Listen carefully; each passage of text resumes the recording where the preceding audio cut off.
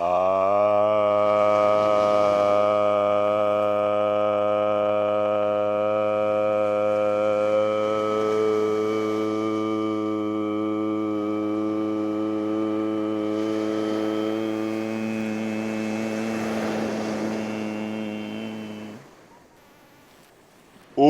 is one of the most ancient, mystical, spiritual sounds known to man.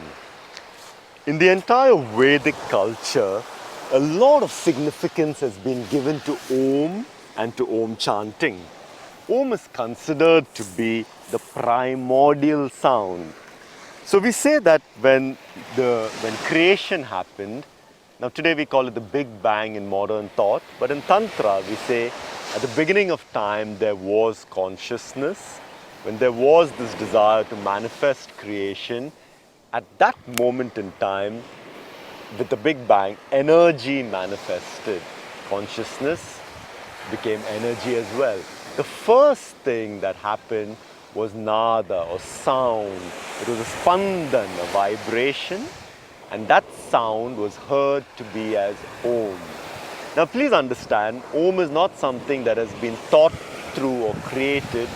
The ancient sages, the rishis, in deep states of meditation, could hear this. And they gave Om to us in due course of time, saying that this is the sound of deep, this is the sound, the primordial sound that one hears in deep silence. Therefore, we have this idea called Shabda Brahman. The entire cosmos is frozen sound. Now it's very fascinating because today in quantum physics we are saying that everything is a vibration. Out in the cosmos, inside of the atom, everything is in a state of vibration. If everything is vibrating, it must have a frequency. Now this certain frequency is Om. Now I just wanted to give you a little bit of a background. We're going to be practicing 21 Om chants together. I've chosen a beautiful setting with the rising sun and the Pacific Ocean to sort of bring this idea of being in the elements when you do your meditation practices. Om, a little bit more about Om before we get started. We call it as Akshara, the indestructible. Now this seed sound, Bija mantra, it's important to understand what is a mantra. Mannate trayate iti mantra. A mantra is that which you do for your mind so that it breaks away from habitual patterns. Our mind is generally in a certain loop, and that sound that you do to break out of those patterns is a mantra. Om is a bij, a seed syllable, a seed sound, a seed mantra. Now, when we do Om, it is A-U-M.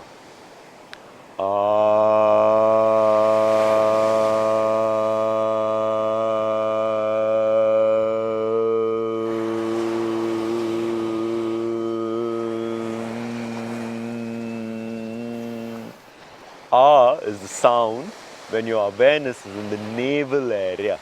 If you're very carefully watching, you'll find that slowly the awareness moves up to the center of the chest and the sound that comes out is ooh. And slowly you'll find it moves to the throat and to the eyebrow center, and the sound that comes out is Akara, Ukara, Makara. Makes Om.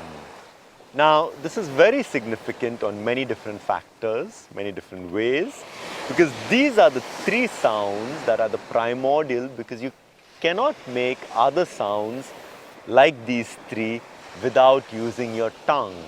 These are the only three sounds that the human body makes without the usage of the tongue.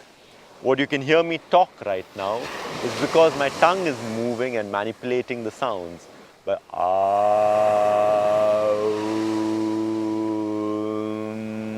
requires no tongue, and therefore these are considered the prime sounds. From these three sounds, all the language and so on are created. That's a little bit of an insight, and it's something for you to now experiment with and see how it benefits you. As always with the 21st Century Yoga Project, we are interested in seeing how do these practices transform body mind and energy. In terms of body, Om chanting has a profound impact on the cardiovascular system, on the heart rhythm. So the heartbeat comes into a beautiful rhythm, and it's very good for your BP. It's very good to ensure that the heart rate moves the way it should. It's also very good for the circulation of blood. We find that after Om chanting, the circulation, the uptake of oxygen in the cells is great, so therefore there's a rejuvenation. The other thing that is significant is the digestion. Digestion improves, the endocrine system improves, and the nervous system function. The immunity, which is very important in today's times, goes up. It's very good for sleep as well. So these are the physical benefits of Om. The mental benefits are focus, the sharp focus that comes with Om chanting, overcoming stress, overcoming things like depression. The other thing that is not given enough of press in terms of benefits, but is very important, is emotional stability. So you don't have these crazy mood swings and you're quite stable emotionally. These are the things in terms of the mental benefits. In terms of the spiritual benefits, or rather, we won't use the word spiritual, but energetic benefits is a better word, I feel. The energetic benefits of Om. Now, I just like to explain this. In the yogic understanding, we have 5 bodies. The physical body, Annamaya Kosha, which is produced by the food, Anna, that I've eaten. The next is the energetic body, Pranamaya Kosha. Then comes the thoughts, Manomaya, and then comes the psychic experiences, Vijnana, intuitive, Vijnana, special knowledge, and Anandamaya, bliss. Now in the Pranamaya Kosha, Prana or Chi in the Chinese tradition, circulates around the body through nadis. Now this flow of energy, if there's any blockage, if there's any stress, you'll find that there's blockages in the flow of energy. Now these blockages are known as granthis. We say if the average adult develops about 100,000 granthis daily. So that is why it's important to practice yoga and meditation every day, otherwise you get these blockages. Somebody shouts at you, 20,000, 30,000 blockages. It's very important in modern living. Now the reason I was saying this is that when you work with there are 3 main granthis. The one at the Manipura chakra, the navel, is called as Brahma Granthi. When that granthi is pierced, when focuses on that, when that granthi is pierced, you become very energetic as a human being. The next one is known as Vishnu Granthi at the center of the chest, Anahata chakra. When that granthi is pierced, you become very loving, compassionate. And the last one is Rudra Granthi at the eyebrow center, Agnya chakra. When that granthi is pierced, all intuitive knowledge opens up to you. So this is very important, Om. It opens out these 3 granthis so that there's a flow in what we call a Shushumna Nadi. Just for your basic understanding, if you look at the symbol of medicine, the staff of Caduceus, there are 2 snakes intertwining that staff. One is Pingala Nadi, right nostril, one is Ida Nadi, left nostril. Now these 2 are always working either right or left, but when they are balanced, Shushumna rises. We'll do multiple videos on this another time, but just for you to understand, Om cleanses Shushumna Nadi. This is the psychic pathway for the central nervous system to come alive, but more importantly in terms of prana, for Kundalini to rise up. So Om is very important to cleanse that. Just to reiterate what we've been discussing, Om is called as PRANAVA in yoga. Patanjali has dedicated many sutras to Om. He calls it the primordial sound, the sound of God even, the sound of creation, the first sound, the sound that's still reverberating. I invite all of you to not just believe, but to practice. In the yogic way, practice, experiment, see what Om is doing for you. Do 21 rounds daily. See the effect on your body, on your sleep, immunity. See the effect on your mind. See what it's doing for you energetically. And then Once in a way, maybe once a week, try 108. You can do a bead with beads. Yeah, a typical mala will have 108 beads. You can try that and check. Be an experimenter.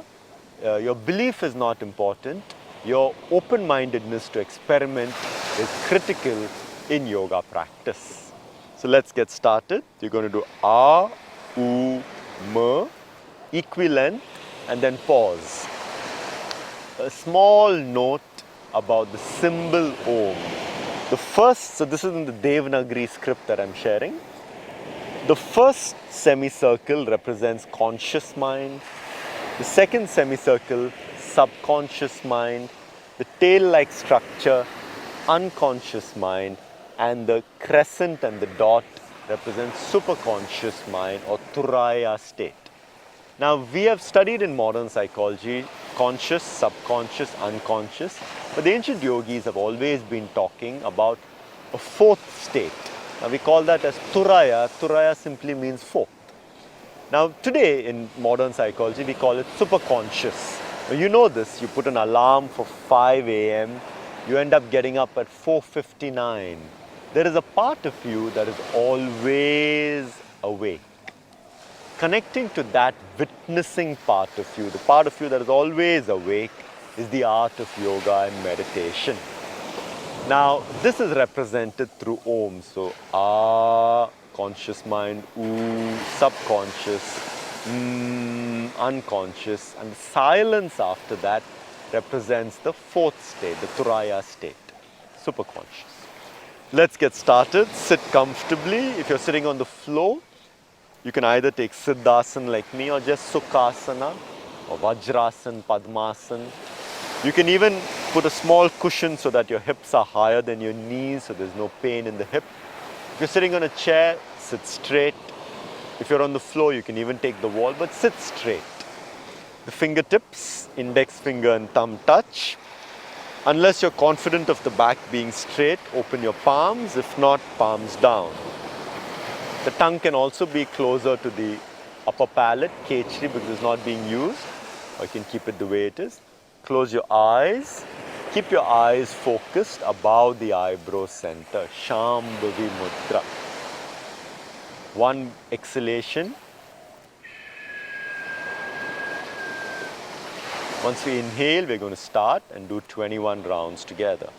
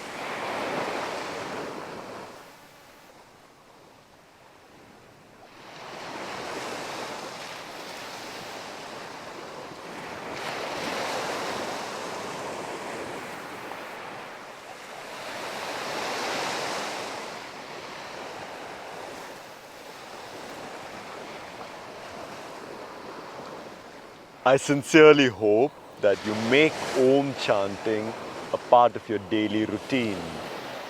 21 rounds.